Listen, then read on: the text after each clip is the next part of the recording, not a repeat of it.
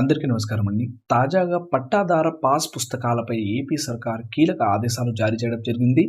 దీనికి సంబంధించిన పూర్తి వివరాలు ఈ వీడియోలో తెలుసుకుందాం. అంతకన్నా ముందు ప్రతి ఒక్కరూ మన ఛానల్‌ను సబ్స్క్రైబ్ చేసుకోండి. ప్రభుత్వం నుంచి వచ్చే ఏ చిన్న అప్డేట్ అయినా మీకు అందరికీ ముందు తెలియజేస్తాను. ఆంధ్రప్రదేశ్ ప్రభుత్వ రెవెన్యూ శాఖ ఓ మెమో జారీ చేసింది.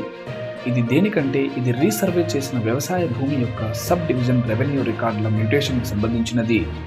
ఈ మ్యూటేషన్‌కి సంబంధించి నిర్దిష్ట సూచనలు జారీ చేసింది. దీన్ని మరింత వివరంగా పరిశీలిస్తే గ్రామంలో రీసర్వే పూర్తయినా రీసర్వే చేయకపోయినా అన్ని గ్రామాల్లో రిజిస్ట్రేషన్ ఆ తర్వాత మ్యూటేషన్ చేసే ముందు వ్యవసాయ భూమిని తప్పనిసరిగా సర్వే సబ్ డివిజన్ చేయాలి. గ్రామంలో రీసర్వే పూర్తయినా అవ్వకపోయినా అన్ని గ్రామాలలో ఏదైనా మ్యూటేషన్ అభ్యర్థన వస్తే ముందుగా వ్యవసాయ భూమిని తప్పనిసరిగా సర్వే సబ్ డివిజన్ చేయాలి. రెవెన్యూ రికార్డుల మ్యూటేషన్ ప్రక్రియను స్వయంగా చేయడం, పోస్ట్ సబ్ డివిజన్ అన్ని సందర్భాల్లో రిజిస్ట్రేషన్ అవసరమైనా కాకపోయినా ఏపీ హక్కుల రికార్డును సవరించాలి. తద్వారా భూమి పట్టాదారు పాస్బుక్స్ చట్టం నిబంధనలు సులభతరం అవుతాయని ప్రభుత్వం తెలిపింది. ఈ రూల్స్ని అమలు చేయడానికి అవసరమైన అన్ని చర్యలు తీసుకోవాలని ప్రభుత్వం ఆదేశించింది.